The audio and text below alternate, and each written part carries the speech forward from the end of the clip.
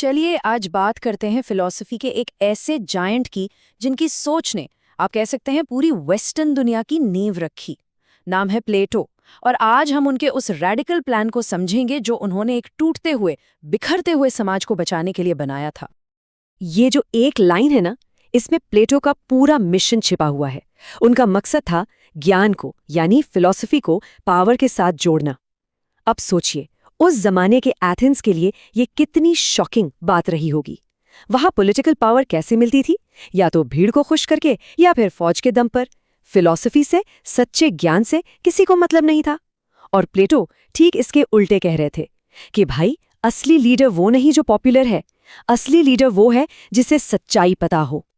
तो आज इस पूरी चर्चा में हम यही देखेंगे कि आखिर ऐसा क्या हुआ उनके मेंटर्स सोक्रेटिस के साथ कि प्लेटो को सब कुछ, लिटरली सब कुछ, नए सिरे से सोचना पड़ा, और कैसे इससे एक ऐसे आइडियल स्टेट का आइडिया निकला जिस पर आज भी हजारों साल बाद भी इतनी बहस होती है।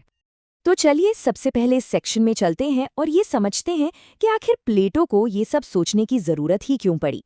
कहानी शुरू होती है एंशिएंट एथेंस के एक बहुत बड़े पॉलिटिकल क्राइसिस से। देखिए, इस टाइमलाइन को देखें तो साफ पता चलता है कि एथेंस उस वक्त कितने बुरे दौर से गुजर रहा था। पेलोपोनेशियन वॉर में हार, डेमोक्रेसी बिल्कुल कमजोर पड़ चुकी थी और बस भीड़ तंत्र, मॉब रूल चल रहा था। और इसी पॉलिटिकल इंस्टेबिलिटी के माहौल में साल 399 बीसी में स्टेट ने अपने ही सबसे वाइज सिटीजन सोक्रेटिस को मौत की सजा दे दी। प्लेटो के लिए ना, ये सिर्फ उनके टीचर की मौत नहीं थी, ये इस बात का सबूत था कि डेमोक्रेसी जब जाहिलों के हाथ में आ जाए तो कितनी कितनी ज्यादा खतरनाक हो सकती है। मतलब प्लेटो के लिए प्रॉब्लम बुरे नेता नहीं थे, असली प्रॉब्लम और गहरी थी। उनका कहना था कि स्टेट फेल इसलिए हुआ क्योंकि उसके लीडर्स और वहां के लोग भी ओपिनियन और सच्चाई के बीच का फर्क ही भूल गए थे। वो बस परछाइयों को, शैडोज को असलियत मान बैठे थे। और बस यहीं से प्लेटो उस आइडिया पर आते हैं जो शायद फिलॉसफी के इतिहास के सबसे फेमस आइडियाज में से एक है। ये उनका डायग्नोसिस था कि आखिर समाज में गड़बड़ है कहाँ। प्लेटो का तर्क ये था कि ये जो दुनिया हम अपनी आंखों से देखते हैं, जिसे हम छू सकते हैं, ये असली दुनिया है ही नहीं। ये तो बस एक परफेक्ट आइडियल सच्चाई की एक हल्की सी परछाई है। इसे ऐसे समझते हैं। सोच के देखिए, हम दुनिया में हजारों तरह की कुर्सियां देखते हैं, है ना? कोई लकड़ी की, कोई प्लास्टिक के, कोई आरामदायक, कोई टूटी हुई। लेकिन हमारे दिमाग में कुर्सी का एक परफेक्ट आइडिया होता है, एक आइडियल चेयर का कॉन्सेप्ट। तो प्लेटो के लिए वो जो आइडियल कॉन्सेप्ट है ना, वो फॉर्म ऑफ चेयर, वो इन हजारों फिजिकल चेयर से कहीं ज्यादा रियल है। और ये चीज यहाँ कितने साफ तरीके से दिखती है। प्लेटो की दुनिया दो हिस्सों में बटी हुई थी। एक तरफ है वर्ल्ड ऑफ अपीयरेंसेस, यानी वो फिजिकल दुनिया जो हमें अपनी सेंसेस से दिखती है, जो हमेशा बदलती रहती है, इम्परफेक्ट है। और दूसरी तरफ है वर्ल्ड ऑफ फॉर्म्स, यानी आइडियाज की परफेक्ट दुनिया जो इटर्नल है, कभी नहीं बदलती, और जिसे हम अपनी सेंसेस से नहीं बल्कि रीजन से, अपने दिमाग से समझ सकते हैं। प्लेटो का जो famous allegory of the cave है, वो ठीक यही बात समझाता है। इमेजिन कीजिए कि हम सब एक अंधेरी गुफा में कैदियों की तरह हैं, जो दीवार पर चलती परछाइयों को ही असली दुनिया समझ रहे हैं। और फिलोसोफर वो इंसान है जो उस गुफा से निकलकर बाहर जाकर असली सूरज की रोशनी देखता है, वो सच्चाई को देखता है, और इसीलिए सिर्फ वही पूरे समाज को उस अंधेरे से, उस अज्ञान से बाहर निकाल सकता है।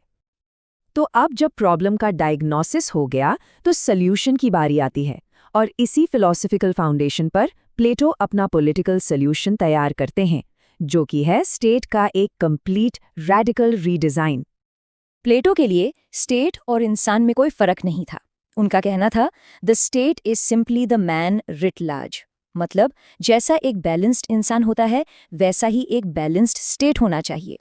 जैसे एक अच्छे इंसान की आत्मा में उसका रीजन यानी तर्क उसकी फीलिंग्स और डिजायर्स को कंट्रोल करता है, बिल्कुल वैसे ही एक अच्छे स्टेट में ज्ञान और विवेक को समाज के बाकी हिस्सों को गाइड करना चाहिए। और ये रहा उनका पूरा मॉडल, बहुत ही क्लियर है। प्लेटो ने आत्मा और स्टेट दोनों को 3 हिस्सों में बांटा। सबसे ऊपर है रूलर्स, जो रीजन यानी तर्क को रिप्रेजेंट करते हैं, और उनका गुण है विजडम। फिर आते हैं ऑक्सिलरीज या वॉरियर्स, जो स्पिरिट यानी जोश को रिप्रेजेंट करते हैं, और उनका गुण है करेज। और आखिर में है प्रोड्यूसर्स, आर्टिजन्स, फार्मर्स, जो एपेटाइट यानी भूख और इच्छाओं को रिप्रेजेंट करते हैं, और उनका गुण है टेम्परेंस या संयम। जब ये तीनों अपना अपना काम करें तो बनता है एक परफेक्ट हार्मोनियस समाज। तो ये समझना बहुत जरूरी है कि प्लेटो के लिए जस्टिस का मतलब क्या था। उनके लिए जस्टिस का मतलब आज के जैसा कानून या राइट्स नहीं था। नहीं, उनके लिए जस्टिस का मतलब था हार्मनी, एक ऐसा बैलेंस जहां हर हिस्सा, चाहे वो स्टेट का हो या एक इंसान की आत्मा का, अपना काम ठीक से करे और दूसरे के काम में दखल न दे।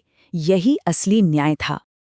अब आते हैं प्लेटो के प्लान के सबसे कंट्रोवर्शियल और शायद सबसे फेमस हिस्से पर। सवाल ये है कि इतने परफेक्ट आइडियल स्टेट को चलाएगा कौन? पावर किसके हाथ में होगी?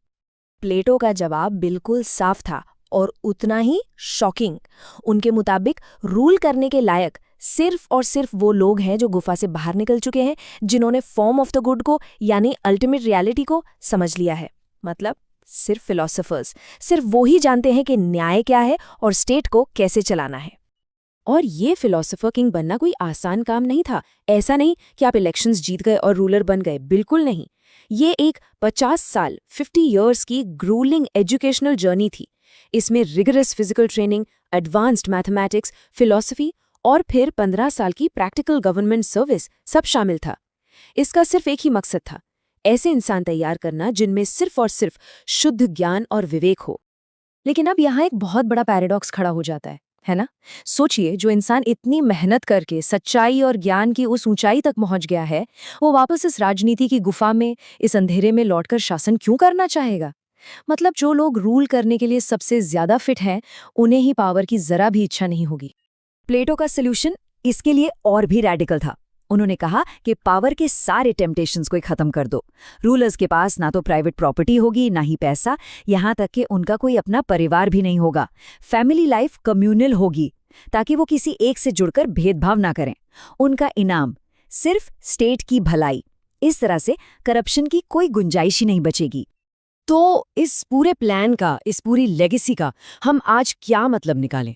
क्योंकि पिछले लगभग 2400 सालों से थिंकर्स इसी बात पर बहस कर रहे हैं कि प्लेटो का ये विजन आखिर है क्या? एक यूटोपियन ड्रीम या एक आने वाले खतरे की चेतावनी? सवाल बिल्कुल सीधा है। क्या प्लेटो की रिपब्लिक एक परफेक्ट समाज का ब्लूप्रिंट है जिसे रीजन और लॉजिक से चलाया जाता है, या फिर ये एक अथॉरिटेरियन कंट्रोल की एक ऐसी तानाशाही की खतरनाक कल्पना है? इस डिबेट के दो साइड हैं। एक तरफ है उनके एडमायरर्स जो उन्हें वेस्टर्न पॉलिटिकल फिलॉसफी का फाउंडर मानते हैं। वो कहते हैं कि प्लेटो ने एक ऐसे स्टेट का विजन दिया जो जस्टिस और सबकी भलाई पर टिका है। लेकिन दूसरी तरफ है उनके आलोचक, जैसे कार्ल पॉपर, जिन्होंने उन्हें ओपन सोसाइटी का दुश्मन तक कहा। उनका कहना है कि प्लेटो के सिस्टम में एब्सोल्यूट पावर है जिसके ऊपर कोई चेक नहीं है और इंडिविजुअल फ्रीडम के लिए तो कोई जगह ही नहीं है। और कमाल की बात यह है कि उनके अपने सबसे ब्रिलियंट स्टूडेंट एरिस्टोटल ने भी इस पर सवाल उठाए थे। एरिस्टोटल का कहना था कि प्लेटो स्टेट में परफेक्ट यूनिटी लाने के चक्कर में बहुत आगे निकल गए। उनका ये साम्यवादी सिस्टम, जहां कोई परिवार नहीं, कोई प्राइवेट प्रॉपर्टी नहीं, ये उन्हीं सोशल बॉन्ड्स को तोड़ देगा जो असल में एक समाज को जोड़कर रखते हैं। तो आखिर में हम इस सवाल पर आके रुक जाते हैं, क्या प्लेटो की रिपब्लिक एक टाइमलेस ब्लूप्रिंट है एक परफेक्ट स्टेट हासिल करने का, या फिर ये एक ऐसी डेंजरस फैंटेसी है जो हमें रीजन के नाम पर होने वाली तानाशाही के खिलाफ वार्न करती है? इसका जवाब शायद आज भी उतना ही जरूरी है जितना 2400 साल पहले था।